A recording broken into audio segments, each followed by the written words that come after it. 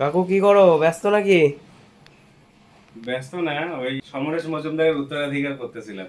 ও, আমি পড়তেছিলাম তো।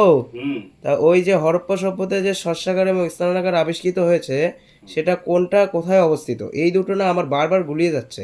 মনে রাখার কোনো টেকনিক আছে কি? হ্যাঁ, আছে তো। মানে শস্যাগার আর হচ্ছে স্নানাগার কোনটা কোথায় অবস্থিত, মনে রাখার টেকনিক আছে, মনোযোগ দিয়ে শোনো। এটা হচ্ছে হরপ্পা আর হচ্ছে মহেঞ্জোদারো শব্দের যে অর্থ সেটা দিয়ে মনে রাখলে খুব সুবিধা হয়। হরপ্পা শব্দের অর্থ হচ্ছে পশুপতি বা শিবের খাদ্য। খাদ্য মানে খাবার, খাবার মানেই ওই শস্যাগার রিলেটেড একটু। খাবার ওগুলো হচ্ছে শস্যাগার থেকেই পাওয়া যায়। তাহলে আমরা মনে রাখবো যে শস্যাগার আবিষ্কৃত হয়েছে হরপ্পায়। আর স্নানাগার এটা আবিষ্কৃত হয়েছে মহেঞ্জোদারোতে। এরকম করে মনে রাখবো যে মহেঞ্জোদারো শব্দের যে অর্থ, তার মানে কিন্তু মৃতের স্তূপ, তাই না? জানা আছে তো? হুম। হ্যাঁ, তো মহেঞ্জোদারো শব্দের অর্থ হচ্ছে মৃতের স্তূপ।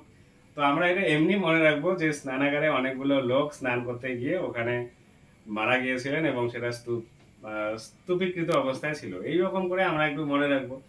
আর হুম। তবে এখানে একটা কিন্তু তোমার কনফিউশন হতে পারে, সেটা হচ্ছে একটা হচ্ছে শস্যাগার আর একটা হচ্ছে বৃহৎ শস্যাগার। হুম। যদি বৃহৎ শস্যাগার হয় তাহলে কিন্তু আবার মহেঞ্জোদারোই হবে। বুঝলাম? হ্যাঁ, বুঝছি। ওকে। আরো বলবা? না।